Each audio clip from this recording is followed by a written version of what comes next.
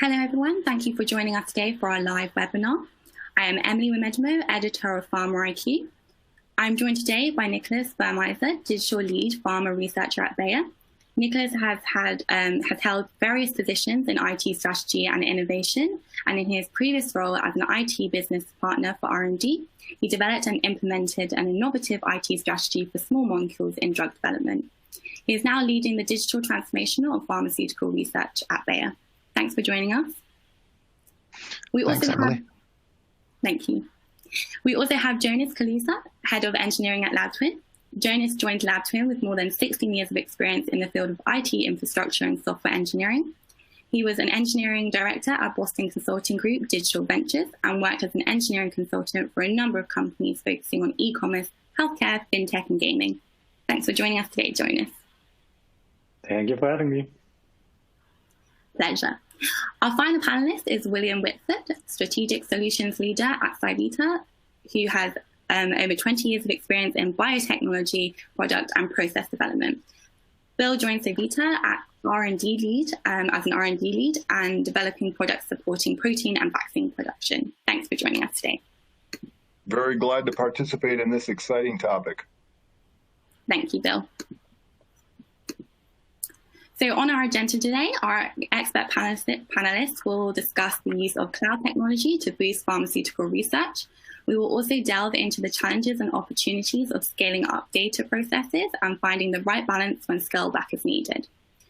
The webinar will also address the benefits of using cloud computing to enable lab automation and how to innovate faster to deliver new products to market on time. We will also be reserving some time at the end of the presentation to answer your questions. You can ask your questions at any time during the presentation by using the Q&A box on the right-hand side of your screens. We'll try to answer as many questions as we can, and if we don't get to your questions, we'll follow up with you directly after the webinar. And finally, we also have a few polls throughout the presentation, so we do encourage you all to participate when they are shared with you. So, Nicholas, could you perhaps start us off in this webinar and highlight how cloud technology can be used to help the pharma industry handle huge amounts of data? Yeah, sure. First of all, I think I would like to start, in my opinion, pharma research is lagging a bit behind to other, industries, but also within pharma industry in adoption of cloud technology. But I think the possibilities that we have using cloud more is quite good. First of all, I think the amount of data that's generated within pharma, be it in genomic data or high content data like pictures, is just growing exponentially as in many other places, and we have to handle this kind of data, and their cloud really comes in quite handy. Also, with cloud, with the scalability, the governance rules and the handling is very nice and helps because you can expand this and keep the same rules throughout the applications you're using. Also, what is helpful is the large computing power that you can scale up and also bring the algorithms to the data, which is not possible in an on-site environment because there you have to copy the data through different data centers within the company.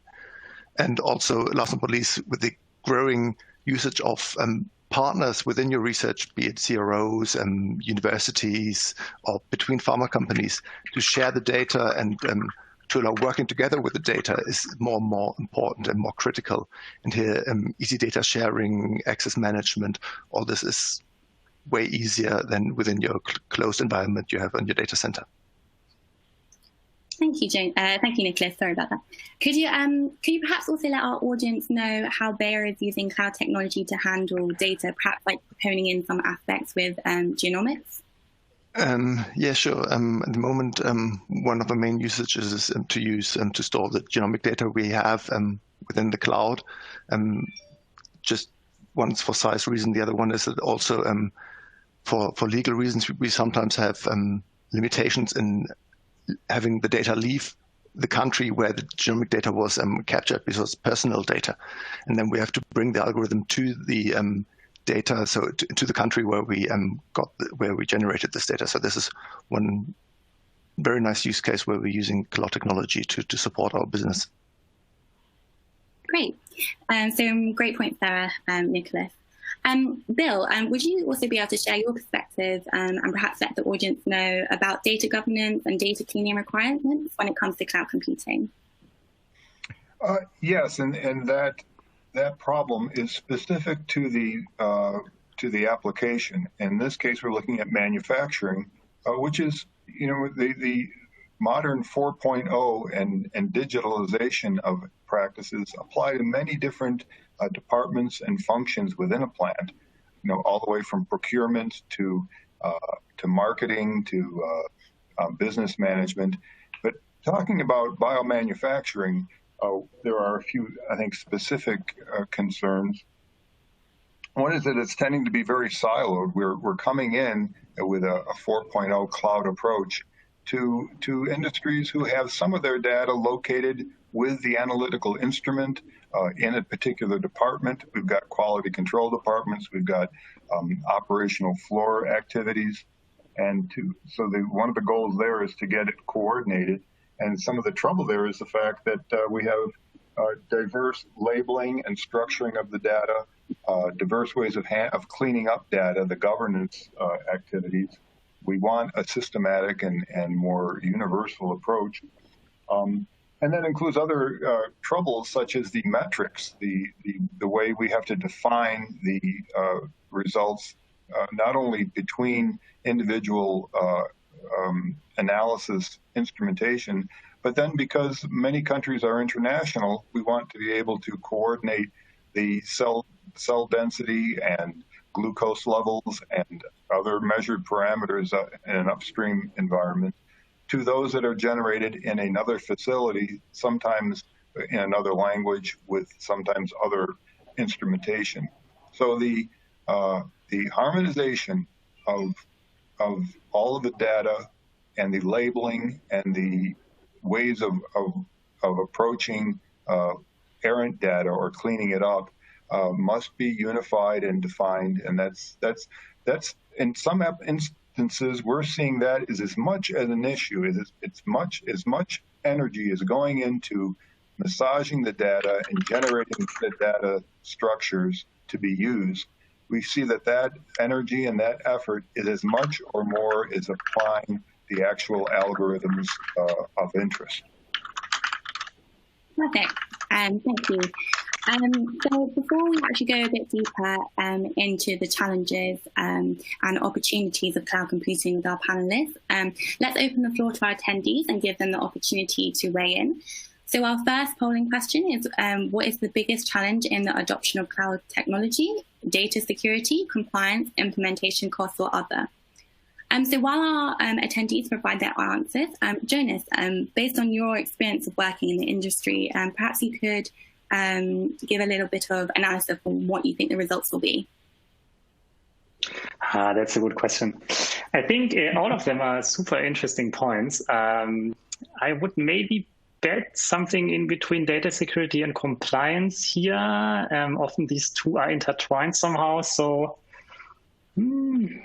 I would say data security, because that is most often on the mind of people when they first come to the cloud topic. But however, it heavily depends on which field you are working in. Like in the more GXP environment, I think compliance will be the first one to be picked, and then in the more general or manufacturing environment, it might be data security. So I'm interested to see basically what the audience is or consists of.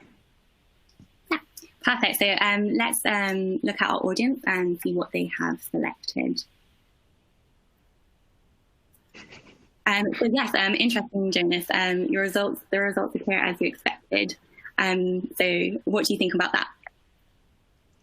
Yeah, I mean, to be fair, data security was the first one on the list, but I would also say for good reason. Yeah, I mean, it's always a topic, and especially when you hear about clouds and then hear names like Amazon or Google or even Microsoft, I think often you associate what these companies do in private with what they offer as a professional service, and so I think everyone is kind of right to ask but how secure is the data actually in this area? And again, like compliance is very much tied to this, and implementation cost is one point that actually comes only afterwards, because if the advantages can be super high. There can normally, a way can be found to basically make everything happen at a good point, a cost point, and that is normally known to people who are that deep into a cloud implementation or adoption already. Perfect. So following on from that, Jonas, on some of the points that you highlighted there in the poll, what are some of the challenges and opportunities of using cloud computing in R&D labs? Yeah, so based on the poll results, I think it makes sense to spend a little more time on data security. So what I would highlight here as a first point is, and we have heard it before already, is that actually at this point, and that wasn't always the case with the big cloud providers, and the two biggest ones right now are, of course, Microsoft with the Azure service and Amazon with AWS, the Amazon Web Services.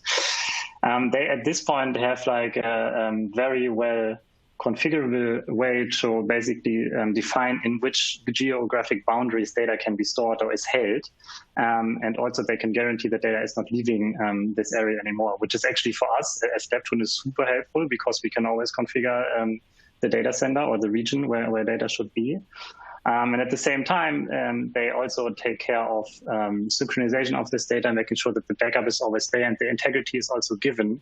So that has been a very good development in this area, I think, that finally all of these cloud providers have like a very clear way of making this happen and basically allowing you to stay in one area. I think another way in terms of security is that the cloud consists of two kinds of services. You always have the managed services, which is like something where you don't have to care about the operating system, the server, or something that is actually below the thing that you want to use. But you only get the service itself, which might be file sharing, actually, for example. And with these, you basically remove a lot of the security concerns that you normally have when you want to offer something to your clients, or basically offer a feature to your IT department or software developers, because you can no longer, or it's very hard for you to make a mistake on configuring basically the bottom part of the service, the actual server. And this has been extremely helpful, I think, for many companies who take advantage of this. And then also what is, I think, always has to be said is that Amazon and Microsoft, they have an army of security engineers. So what they do is 24/7 take care of installing the latest patches, making sure that the system is secure. They scan it all the time for external threats. They are also attacked all the time because they are a very interesting target as they hold most parts of the internet basically on their servers. And therefore, it's kind of hard for competitors to get to this level of hardened services that they have. And that is like a thing that helps us to basically sleep better at night. And all the certifications that they basically have ramped up there are also very helpful to see that this is not only a promise that they have, but also that there's trust in there from other authorities who can see it. And another topic, since security was, I think, on the top of the list, is that what is different in the cloud is that you have the cloud is built for interoperability, right? So you have a lot of different components and services. It might be databases, it might be web services, it might be file servers, any kind of things. There are hundreds of different services. And all of them are made to basically interact with each other. And that is kind of a little different than it was on-premise deployments, where you kind of have smaller ecosystems from one vendor and they are able to operate with each other. But once you go out of this, you have to kind of make sure that these two smaller ecosystems can actually talk to each other. And with the cloud, since the requirement for everything is to be able to talk to each other, you can also standardize the way how you manage security. And that has been a very, very important part also for us at LabTwin's. So we can basically have one policy that we write. It's also codified. So it means that it's not just a rule that is on a paper that says like someone does not have access to this service, and then whenever someone wants to actually have access to the service, we have to check on paper. You can actually put this into programming code. So basically the permission can be given much faster, but also it will always be given correctly. And there are also services on top for these cloud providers to check that you don't make any mistakes when creating this. And this is actually a very important aspect of how the cloud is configured. And also this requires a new thinking. So this is a challenge in terms of how to adopt the cloud, because it's a little different on how to organize your security. But once you have set everything up in this way, where basically your entire rule framework is codified and you can basically execute giving people permissions to certain aspects, it gives you an extremely powerful ability to basically roll out an entire cloud with a click of a button. And we use this, for example, where we can spin up environments that contain all of the 30 services that we have within minutes, but automatically configure all the security in one click. And it's not a person that can make a mistake here, but it's an automated script basically that does this. So this is what I think I would talk about in terms of security. Compliance, I have touched upon briefly already. I think the clouds, if you look at the list of certifications, it doesn't matter if it's an ISO certification 27001 or Cloud 17 or HIPAA or C5. Like clouds have made it their USP to be, like the big ones at least, to be certified for everything. And that, of course, is very good when you have to rely on this to certify your own processes. So when you create a new product on top of a big cloud provider, it's normally quite easy to get to the documentation and say, okay, we can trust this underlying software or hardware, which is often much harder when you have a smaller data center, and they often have to do a recertification or like a new certification for you to be able to host your content. Another thing in terms of compliance that touches again to this interoperability is that you can also have a unified audit log for everything. We use it too, for example, here, and that is super helpful because basically for all the different services that you have one single point where everything is gathered in terms of who accessed what happened here, all the security events. And it is not only important for ease of access, so it's not only easy to get there, but it's actually quite important to make sure that you can compare these events in terms of time. So you can see like this happened first, this happened afterwards, and then you can see, okay, this is like what must have happened in the end, and then you have a proper complete. Has been a game changer, I think, in terms of cloud, because before it was possible, but it needed a lot of setup to be to this extent, basically. And then in terms of data access, yeah? Yeah, no, continue, no worries. Okay, sorry. In terms of data access, I think that is always interesting because data access, I mean, the cloud is, of course, built for data access because it exists in not a fixed point in the internet, but it's kind of accessible from everywhere.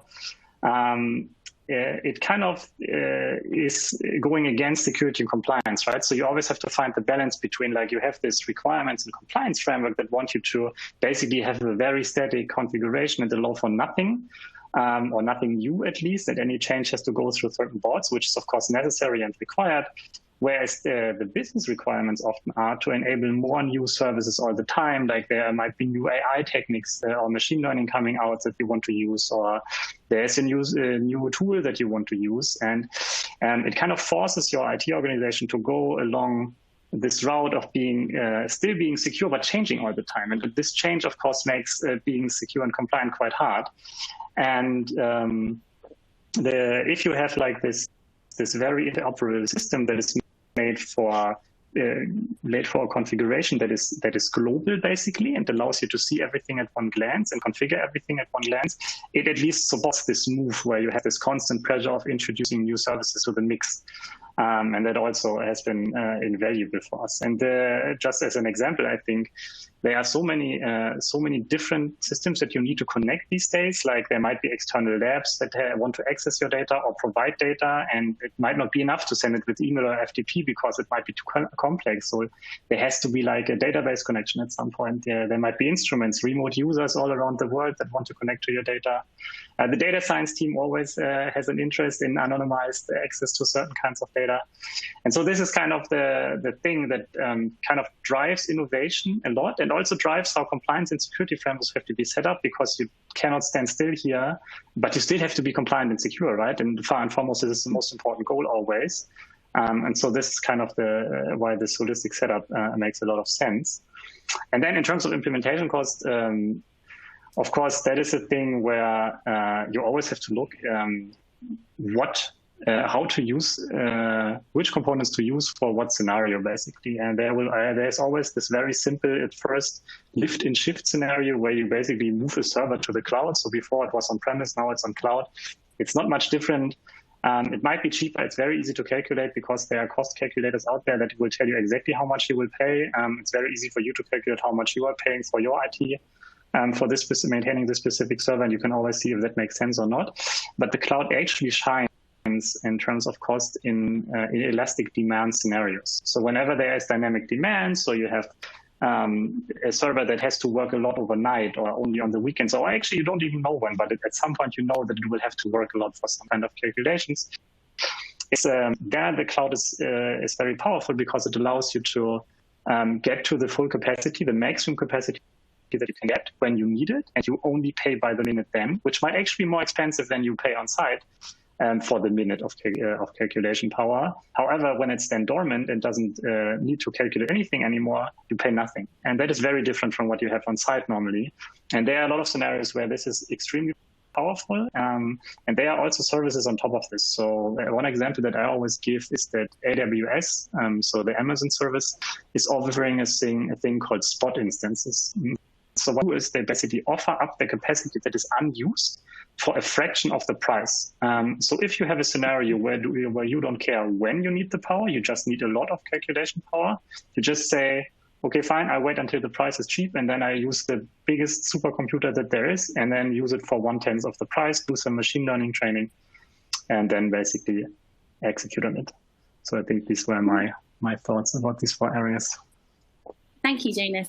Some very insightful comments there. I would actually, I know we've been on this slide for a little while, but it would be great, Bill, if you could dig into some of the opportunities and solutions of leveraging some of the topics that we have on the screen here for our audience. Leveraging some of the topics we have on the screen is the compliance, data access, which we've been going through, and the cost. Well, I think what I do is I'll critique a little bit of what we just heard. We just heard a very nice overview of the power of cloud and some of the considerations. I was particularly impressed, and I think for people just getting started, that he emphasized that the monitoring of the activity, the ability to implement change and to develop and grow, and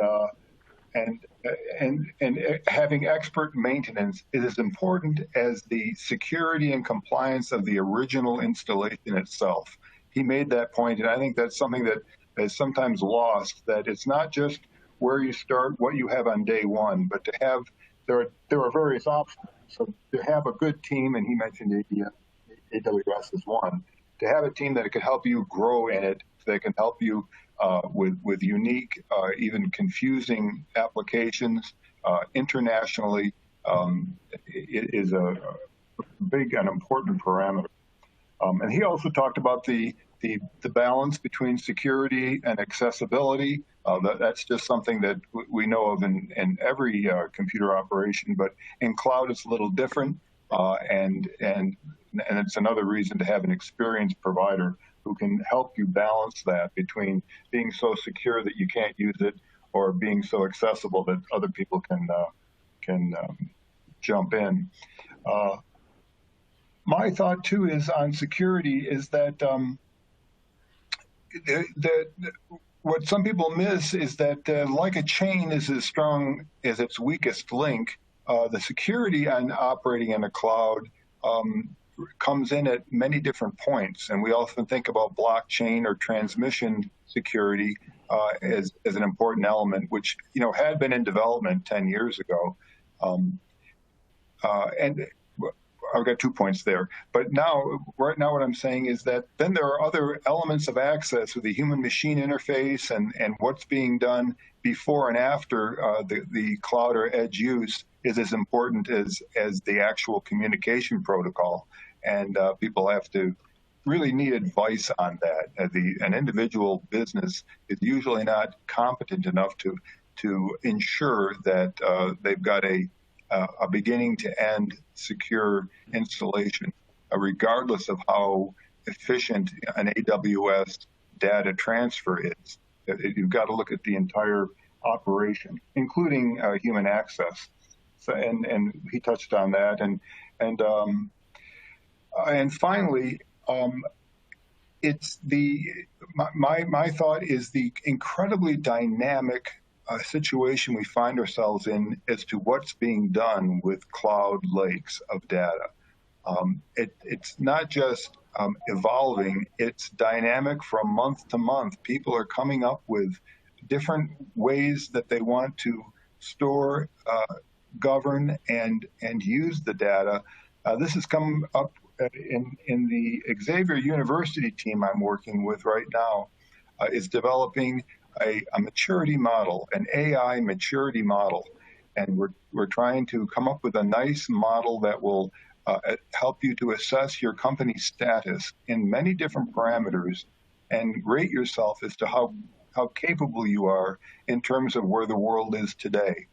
And in generating this many field model, we realize how many elements there are that we can't pinpoint because they're changing, they're evolving, and that makes the use of data storage even more difficult because we're finding more and more applications for it, and sometimes unique, developing ways that haven't been used before, and that's another consideration. Great, thank you, Jonas and Bill. Some great discussion there on the challenges and opportunities. So now it's time for our final poll. So audience, is your lab ready to use cloud technology? Yes, you are currently using it. Yes, you are planning to use it in the future. No, you do not have a plan to implement the technology yet. Or yes, you would like to, but lack the budget. So while our attendees provide their answers, Bill, we actually referenced this a little bit in our last slide, but what would you say to attendees who are planning to use cloud technology in the future, but have not yet come up with a plan? How should they prepare? That's a really good question. And as in many projects, there are, I think, two imperatives. One is to generate a plan, to spend as much time thinking about the departments that are involved, the subject matter experts that are required, what specifically you want to do now, working on the plan. But of course, then, as is de rigueur in this type of activity, know that you're going to change the plan. The fact that you're going to change it radically, no doubt, in your development shouldn't stop you from outlining it at the beginning. That's one reason why, for example, with the artificial intelligence team in operations at Xavier University, we're making this model so that you can best assess where you are as you begin. And by definition, when you're beginning, you don't know much about it. So making a good plan, using a structured model such as what we're going to be putting on open access will help you to assess where you stand. This model not only will help you assess where you are, but because you're going through these many fields of questions, it will help inform you, instruct you, it'll teach you as to what other people have or what it's possible to have. You may not even know where you're deficient until you're asked a question and find out that, in fact, you haven't even started in a particular area. I would say, wait, I'd like to add one more thing, and that is we're in a very dynamic time with the use of cloud technology, digital applications in research and operations. It's changing dramatically, and for the better. It's all good. Computing power is still increasing exponentially. Data storage capability is still increasing exponentially. Data transmission, communication rates and capabilities are increasing. And the algorithms that we want to use on these enormous data sets are improving. There's more and more AI being involved in rather simple modeling that is providing very powerful answers. So my recommendation is, in designing, in getting started in designing your system, in hiring individuals to support these functions, and developing departments to implement your initial scope of project, plan on significant growth and plan on significant savings. Plan on it being powerful and effective and practical. That's my real imperative advice. Perfect, thank you. So let's see what our attendees had to say. So Nicholas, based off of these results and what you're seeing in the industry, and what Bill has just mentioned here and provided his insights, what are your thoughts on the results? I'm a bit surprised that already 32% are already using it, and I'm wondering if that is they're using Office 365 to store their Word documents of its proper cloud usage with applications and everything attached. That is, I'm happy that so many people are using it. It was just a surprise for me. I'm a bit worried. I know it's the third one is we do not have a plan yet. Yeah, that is a bit worrying because to prepare the plan, as Bill mentioned earlier, it takes your time. I mean, we've been now working on this for 3 years, and we're still somewhere between planning and implementation of all this. So if you don't have a plan yet, you should start moving at some point. And don't worry about the long-term run. You have to start doing the first step and then do it step by step. Perfect, thank you. So moving on to the next slide, Nicholas, cloud technology enables powerful lab automation with the tools that we're seeing here on the screen. So IoT, automatic data input, metadata, and remote control. So how can these tools support labs in their research and development? Yeah, I mean, creating data is very expensive in research. I mean, for every data point, it's not like social media where every click of a user generates data, but for every data point, you have to do an experiment. Somebody has to do actual work and spend time doing it. So you have to, every data point you can generate and capture, you should try to generate and capture. And I think this is because the data is really, will help you in the long run trying to do, instead of doing wet lab experiments, to in silico experiments or virtualizing experiments. And this you can only do if you have data to model these experiments. And here, IoT, I think, is the crucial bit because capturing the data, you have to do it with devices. So the simple one being a scale, a complex one being an HPLC, and everything in between. But this is really the IoT one because you normally have a lot of different devices in the lab, and trying to figure out how do we get them all into the cloud? How do we get them connected without having to buy all of them again? So here you have to find a nice solution. And there the cloud again helps you because you can really reuse. Once you've got one device connected and you've got the same device somewhere else in the world, you can still reuse this connection to reuse it in another place. So here a bit of standardization and procurement and reusing the software is a big step. But this will take time. You won't have 2 years and you will have everything connected to the cloud, but it will be a 5 or 10 year journey. And you have to start somewhere, either with the most valuable data or just starting with one lab. And this is closely related to more automatic data inputs. Because of course, if you have a device connected, you can capture the data, but also there are other means, photographs and everything. And there you have to be able to annotate the data and this connecting metadata enrichment. So making sure that you can put the data into context, reuse it, and can compare it. So you can either compare machines or you can compare different experiments that are very similar and trying to map it. And this is really, really critical because otherwise, if you have data created and you can't use it, then it's a bit wasted. We see it now. We're doing extracting data from our chemical lab journal, and they're only about 30% of all of our 9 million experiments we've captured there we can reuse easily for other purposes. And the rest we now have to manually curate or not use at all and have them kind of wasted as paper in our lab journal. So that's quite difficult. The last bit, remote control, is something nice to be able to monitor all your devices and your experiments from somewhere else and steer them is good. The value case is sometimes difficult to grab. We've built now a lab where we have every single electronic device in the lab, from a scale to HPLC to the washing machine or the dishwasher we use, and it's connected now. So people can be in the office and monitor the labs and react and see how long the experiments have been running and start interacting with these. So it's a learning journey to see where's the value, what's not valuable, but you have to play around a bit and try to figure out how it works and where to use it best.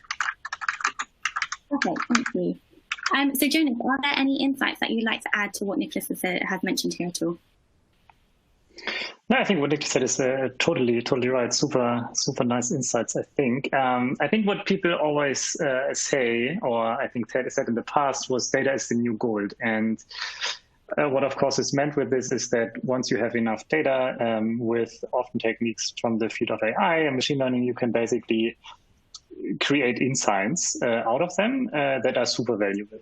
So I think more and more companies we see now are moving to a strategy where they want to gather structured data that is actually helpful for these kind of endeavors. And they are creating data science units. But the first step is always to get the right data. And I think, as has been said, like connecting to IoT devices, automatically gathering data from other systems, enriching them. All of this makes a lot of sense, obviously. And I think the path to it is quite clear, even though the execution often is not that super easy because devices might be old, there might be no easy way to connect them. And even if you find a way, it's not easy to find a data structure to put this in, basically. And the cloud obviously is helpful here because the cloud offers this very big structure where you can at least access or input data from all kind of sources. But I always think in the field of remote control, and we see this with our customers actually, it is super powerful to even do the simple things. So if you can just have a sensor that measures humidity, and then you will automate a process where a scientist triggers a weighing, and you would check the humidity sensor, you check the protocol that they are using, and you would check what the status of the balance is, and then you can give useful advice on it, saying like, the balance was maybe not at Tara before, or it has not been calibrated, and your protocol requires this, or even the humidity is too high for this kind of protocol or substance that you are handling, then this is a kind of automation because, of course, you no longer push the button on the scale, but you push it, but it goes to a different system that evaluates more than the scale itself could do. But this is a very, very powerful tool that basically helps scientists to do their job a little better and to worry a little less about all the different parameters that you have in the lab environment, which you don't necessarily want to think about when you just want to weigh something, for example. Even though it's a very simple process, there can still be things that go wrong. And capturing everything and basically creating insights from this is one thing.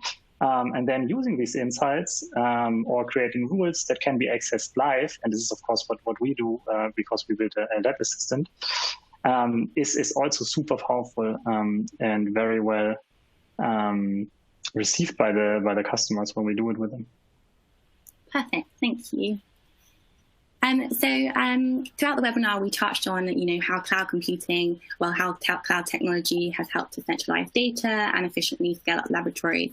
But as pharma continues to come closer to using modern technology in all areas of science, Bill, could you define the role of cloud technology, the role cloud technology has played in the lab of the future? Sure. And I'd like to start with saying that in explaining this, in defining or teaching about the value of cloud technology in the future, I like what we've been doing today, and people have been using stories and metaphor and illustrative examples, because we're speaking to management people, we're speaking to quality people, we're speaking to regulatory operations people, research scientists, and there isn't any one vocabulary or approach that is powerful. I like the last analogy of weighing out and the humidity of the room or the humidity of the environment, because we all know that some salts are very hygroscopic. I mean, the common person in manufacturing and in a laboratory knows this. And you always have this question, how is the humidity influencing my operations? So if you're measuring humidity and you're looking at the results of each run, and say you're making one batch per week of product, after a year, the data you have will immediately let you know if there is a correlation between humidity and failure or near failure or exceptional activities, approaching out of range or not. And it's something that's automatic and easy. And these are the types of examples we can describe to almost anyone who will understand it then. So My thought, my imperative here is for especially intermediate and smaller companies. The larger companies are already working very hard, but for intermediate and smaller companies to buy commercialized products, there are commercialized data-based products from the Internet of Things to cloud technology to remote access that will help people get started. They'll discover what's good for them, what they're not capable with. We're in the stage now with accessing this type of technology that the world was at in the 80s and 90s with laptop computers. People were hesitant to buy it. They wanted to wait a couple of years when they had a more powerful, a better product. But the best thing to do is to get involved, buy something, even at a basic level, use it, apply it, find out what it's good for you, get your groups trained, and be able then to also integrate the company around a particular approach. We are finding people are very siloed. Sometimes people in R&D are very advanced, whereas people in operations aren't, or people in QC are advanced, but the management doesn't really understand it. So two things are accomplished by jumping in and buying a product. You get started on it, you get to learn what it can do and can't do, and the entire company starts to come up to a certain level of capability. Okay, thank you.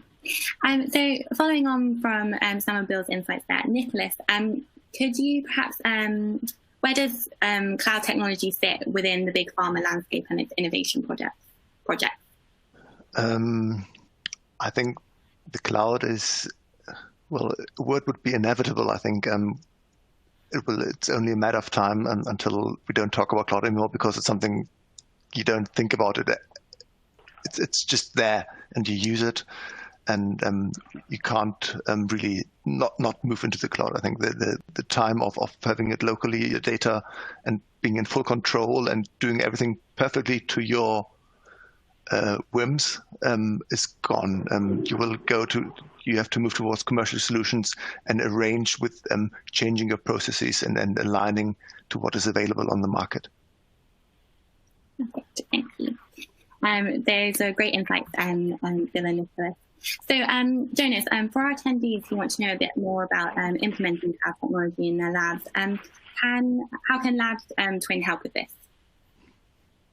Yes, so LabTwin is basically the first voice-powered digital lab assistant. So basically, the example that we had describes it quite well. So we want to help scientists to focus on the research and not to worry about all the other different things that go on around them, and they might still have to basically keep in their heads, and that might distract them from it. So we built a voice-powered tool that guides you through the research, connects to your environment, and is able to answer questions that are based on your research, or even connected to the enterprise basically that you work at. And if you want to know more about it, you can contact us on the email. So that is demo@labtwin.com, and we are super happy to go deeper into all the topics that we basically have touched on today. Thank you so much. So now it's actually time for our Q&A, our live Q&A with the panelists. So thank you to everyone who are sending in their questions. Please do keep them coming, and our panelists will try and answer as many as possible within the time that we have left. But to start us off, Jonas, could you perhaps answer for our attendees, can cloud and on-premise coexist, or do they have to choose one over the other? Yeah, I mean, that is a super good question, I think, because sometimes I have the feeling that people say when you talk about the cloud that they choose one system or a component and say, like, no, the cloud is not for us because this data could never go to the cloud. And that might be true, because there are often requirements that stop you from uploading certain things to the cloud in a non-anonymized way. But the coexistence is definitely possible here. So you can, for example, in a simple scenario, leverage the cloud and computing power for learning. So what you would do then is you create or prepare the data on site, remove all the data that is not able or not allowed in the cloud for certain reasons, but then leverage the cloud for the high-powered machine learning, and then basically get the trained model back and execute it on site. And that is like a very simple way of how to use the cloud in a way where it can coexist with the on-premise solution.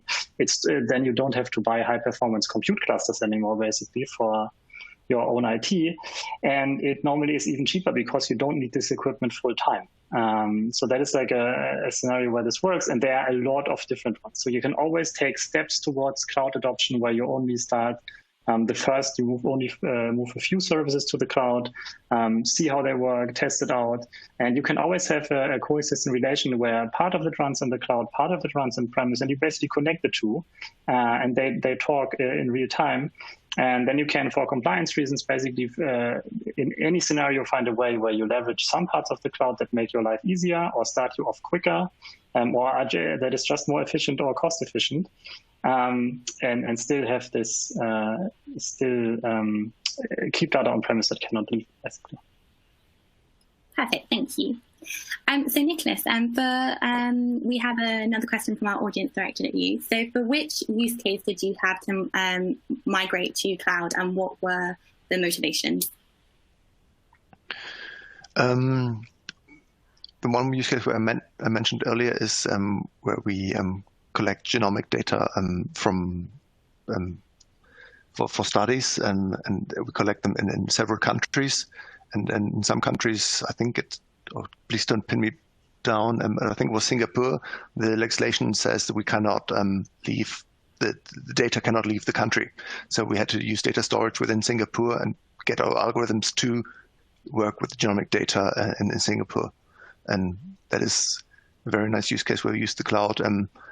The other one is that we have now, as Jonas mentioned, a joint environment for our computational chemistry, where we do the calculation, where the data mostly on site in our local data center, but move it partly to the cloud to leverage the computing power in the cloud to do big calculations and simulations. So these are two examples where we use the cloud, but there are many other more happening right now. So it's a continuous journey. Perfect, thank you. So Bill, one of our attendees have asked, how do you address complexity of cloud data storage with SaaS, meaning that multiple proprietary cloud services need to be used? That multiple proprietary cloud technology needs to be used, like different vendors? That's correct. You'll have to ask someone else. I'm not proficient in that area. Is Jonas? Would you be able to perhaps? Yeah, maybe I can jump in. Yeah. Yeah, I mean, so the way I understand the question is, how do you tackle basically creating any kind of data storage, maybe a data lake or data warehouse, when a lot of different SaaS services, so cloud services, are used, and they don't live in the same ecosystem, so they don't live only within Amazon or only within Azure. And so the good thing there is that these clouds don't try to be proprietary, basically, or create a fence around themselves. So it's actually quite easy to create an open data line between, for example, GCP or AWS or Azure. And all these services are kind of made for this. For example, for a building block here that you would always need is a queue service, where that basically is able to pump in data at one point, and a queue service on the other side that pumps out data. These are normally called ETL workers.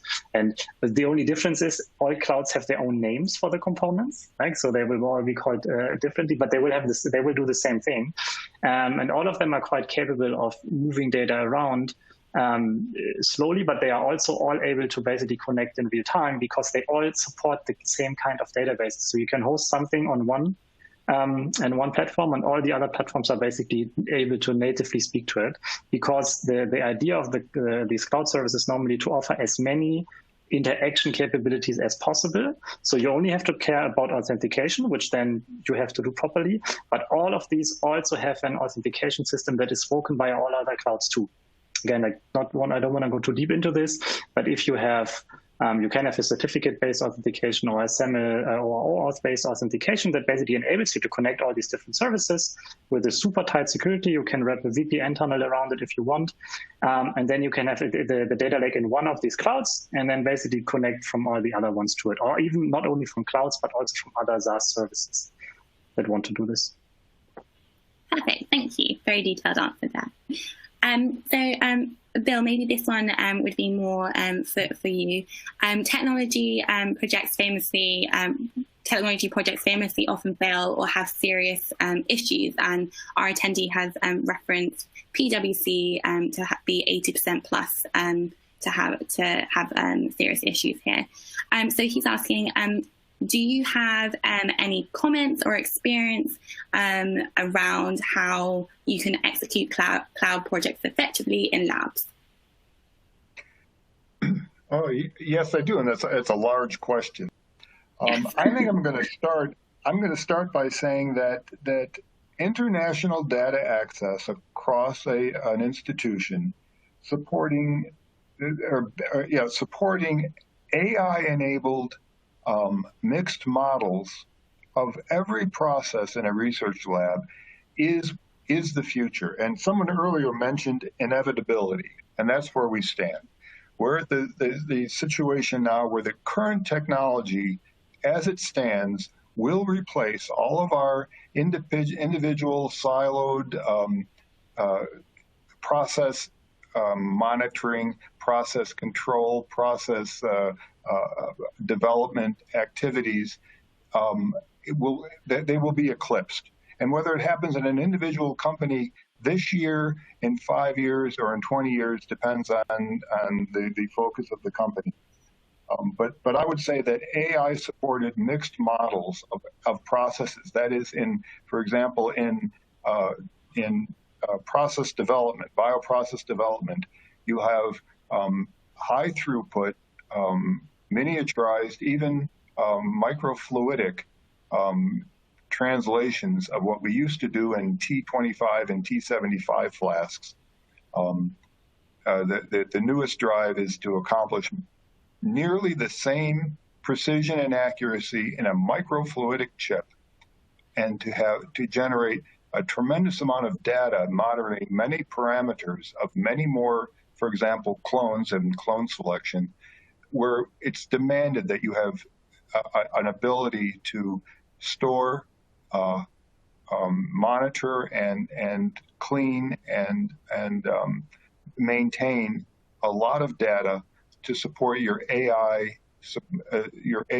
generated model that will give you predictions, that will give you solutions, and that will not only relieve the individual technicians from a lot of manual thinking and data manipulation, but will provide brand new answers, brand new consequences of the examination of all the data collected.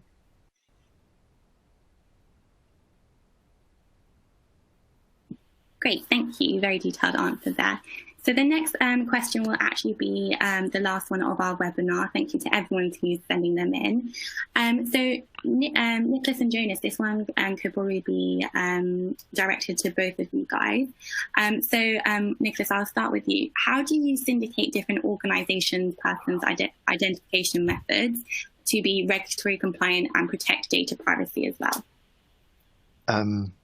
That is the question we always pose to our cloud or to the providers, because they have to figure that one out. I can't answer that one. Sorry. That's okay, no problem. Would you be able to shed some light on that one as well? So this is a very, very specific question, and I'm super happy to do a follow-up on this one. But in general, if you talk about any kind of SSO, so single sign-on scenario, there are a lot of different ways on how this can be implemented. The easiest way normally is that the whole authentication and user identification information stays as much as possible on the side of the holder or manager or master of the user account data, which is normally the enterprise who has the user in the Active Directory or the user directory, basically. And then only an authentication token is basically sent over to the other cloud with the information if this specific user is actually allowed to access services, so which is called provisioning. So what you do is basically you say, I allow this user to use this service, and I also say this specific user is allowed to have these permissions in your service, which we actually, for example, in our product, we have this kind of system.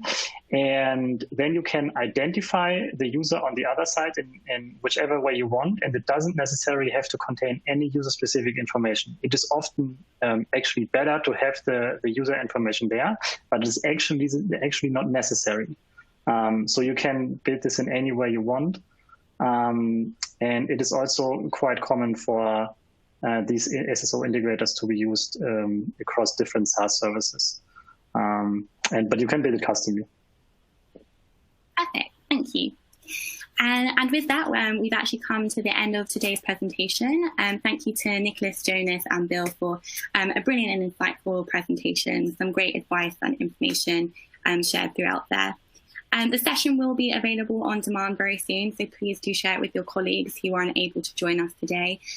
Please feel free to also reach out to us directly if you have any questions, and we'll try and follow up with any of the live Q&A that we have left.